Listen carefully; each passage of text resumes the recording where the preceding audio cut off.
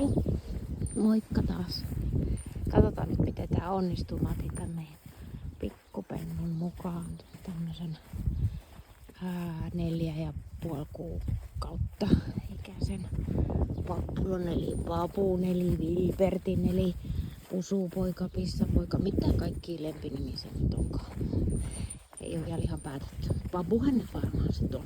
Joo, katsotaan miten tää onnistuu tää videon kuvaaminen tää Vilbertin kanssa. Mut joo, mä kävin tosi mielenkiintoisen keskustelun, tai siis kuuntelin videon ja laitoin kommenttia yhteen tämmösen, se on brittiläinen kanava todennäköisesti, niin siinä keskusteltiin tästä, miten nykyään niin kun, on niin kun aina vaan rumemmaksi mennyt niin kun arkkitehtuuri, musiikki, kuvaamataide. Ja se oli hieno keskustelu. Mä tykästyin siihen kovasti. Vaikka ei se tietenkään se, että mä tykästyin johonkin tosi paljon. Tarkoita sitä, että mä nyt jollain tavalla fanaattisesti olisin just 100% kaikesta samaa mieltä. Mä en edes niinku mieti sitä, olenko mä samaa mieltä vai eri mieltä. Musta se on vaan niin äärettömän mielenkiintoista kuulla semmosia näkökulmia, jotka niinku tukee sitä, mitä itsekin on itseksensä ajatellut. Totta kai sen verran oma hyvänä sitä varmaan jokainen on, että tykkää, että no niin mäkin oon ajatellut, että se on ihan oikein niin kuin mä oon ton ajatellut. Niin, sehän on tietenkin tosi kiva fiilis. Mut sit niinku, että siinä vaan tuli sit sellaisia historiallisiakin näkökulmia tähän näin, että the ugly the better oli siinä tää miten niinku arkkitehtuuri ja musiikki ja taide on niinku muuttunut. Sitten mulle tuli sellainen mieleen tässä joku aika takaperin, kun valittiin tämmönen vuoden lehtikuva. Siinä oli eri kategorioita, mutta sitten siinä oli sellainen kuva, jossa oli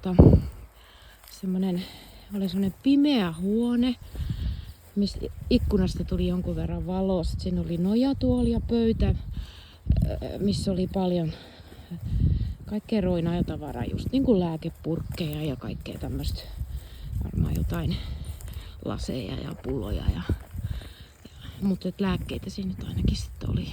Ja sit siinä makasi sit sammuneena semmonen naishenkilö, joka ei näyttänyt kauhean hyvinvoivalta muutenkaan kehollisestikaan, niin se oli siinä sitten niinku sammuneena siihen.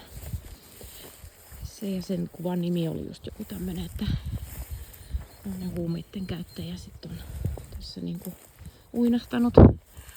Ja sitten tää palkintolautakunta siitä sitten sanoi, että tässä on tämmönen rauha ja seesteisyys. Ei nyt tietysti sana kauneus käyttänyt, mutta kuitenkin, että siinä oli tällainen kuvaus, että se oli se palkintolautakunnan mielestä sit hieno kuva. Ja no, mulla oli vähän eri fiilikset siitä, että tääkö nyt sitten on kaunista ja hyvää.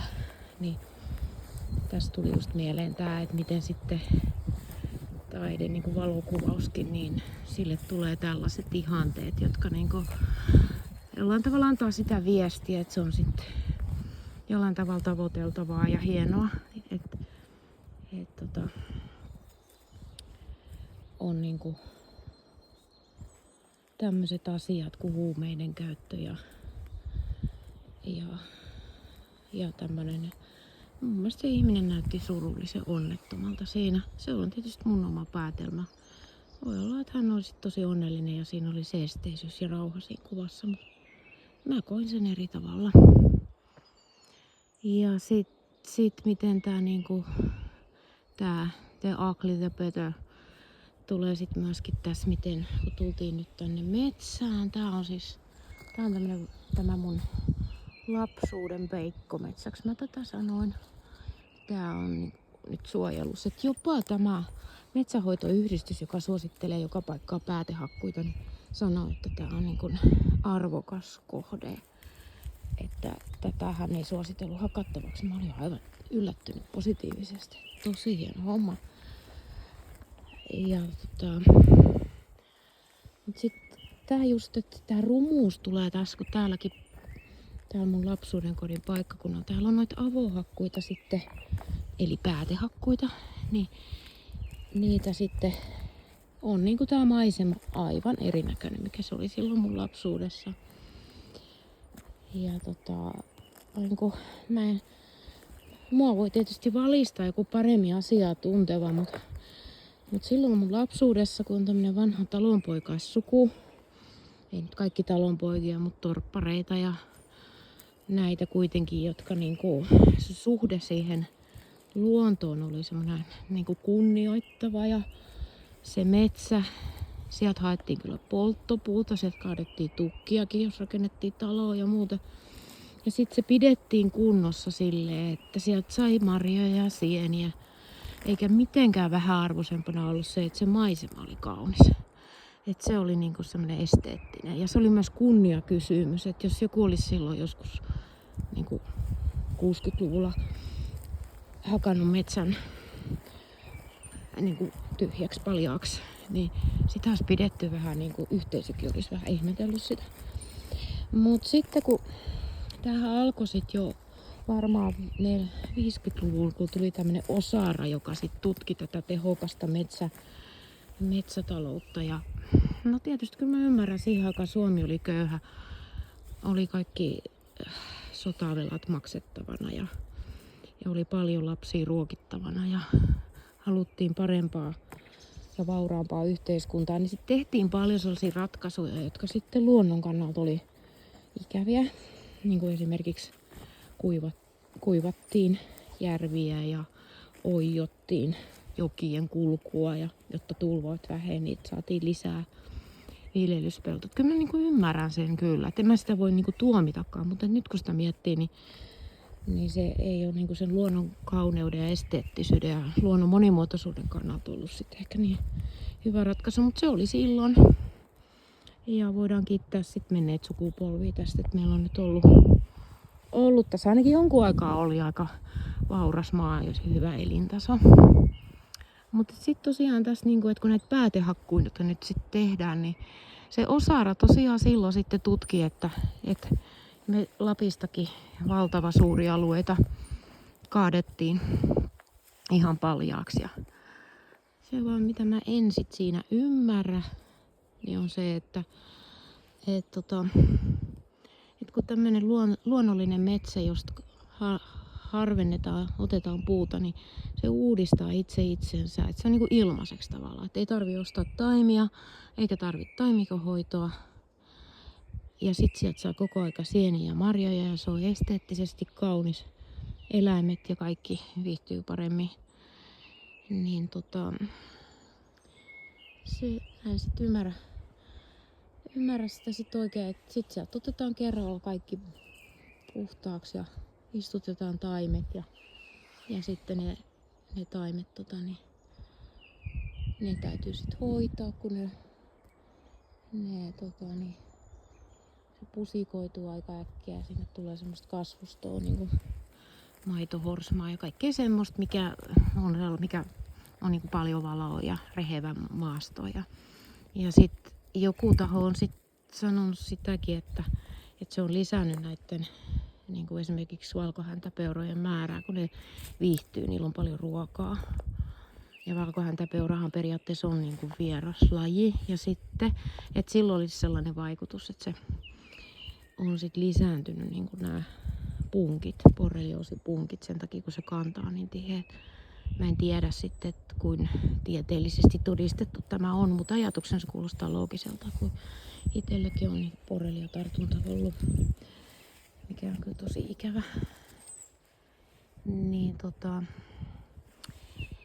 joo, silloin tosiaan sitten 70-luvulla nämä talonpojat, jotka oli tottunut tämmöiseen metsän kasvatukseen, missä se metsä oli semmoinen tärkeä niin kuin moniin muunkin tavoin kuin vaan sen puun tuottoon ja rahan tuottoon, niin niitä vastaan 70-luvun nostettiin oikeudenkäyntejä, että niiden olisi pitänyt noudattaa sitä Osaran suunnitelmaa. Ja Mäkään en silloin 70-luvun muista siitä kuuleeni, mutta mä oon jälkeenpäin sit siitä lukenut, että ja musta itsessä kyllä on niin vahvana toi maalaishenki siinä just, että ollaan niinku luonnon kanssa sopusoinnussa. Ja että tämmöisiä asioita sitten yksi pieni ihminen ihmettelee, kun ei ihan ymmärrä täysin. Niin olisi tosi kiva, jos tästä herää jotain ajatuksia. Ja tietysti, niin tässäkin mun täytyy nyt muistaa se, että mä tietenkään voi tuomita ketään, jos vetää niinku sileäksi metsän ja tarvii rahaa, maksaa velat pois tai tehdä jotakin muuta sellaista, joka on niinku perheelle tai itselle niinku tärkeää, että pystyy maksamaan laskut ja muuta. Et en mä tietenkään ole mikään niinku sanomaan, mutta mä vaan niinku ihmettelen tätä tässä ääneen. Että miten se ihmisten luontosuhde on voinut niin paljon muuttua. Ja sitten se, että ei nähdä se kuin tärkeä jo pelkästään se maisema estetiikka on niinku ihmisen mielenterveydelle. Että kyllä se karu ja anken näköistä on se avohakkuu. Se on aikamoinen raiskio. Siinähän käännetään sitten vielä se maa jotenkin sellainen nurinpäin, että se on vielä kauhean muhkurainen. Sitten siellä on ne taimet sitten yrittää sinnitellä ja sitten niitä ja hirvetkin syö niitä vielä sitten aika. Ja se kestää kauan ennen kuin se metsä on sitten taas semmoinen kuin se oli ennen sitä hakkuuta. Voi olla, että tää on sitten mulle vaan semmoista nostalgiaa menneisiin aikoihin. Mut joo. Tämmöisiä ajatuksia mun nyt päällemmäisenä. Tää tosiaan tuli sellaista videosta, että mä voin laittaa sen videon linkin vaikka tuohon kuvaukseen tai kommentteihin, että jos kiinnostaa. Niin mä tykkäsin siitä keskustelusta kovasti. Et se herätti paljon ajatuksia. Siinä oli paljon muutakin kuin vaan tästä ympäristön rumentamisesta. Mut joo, semmosia me täällä Pablon kanssa tällä kertaa. Moikka kaikille!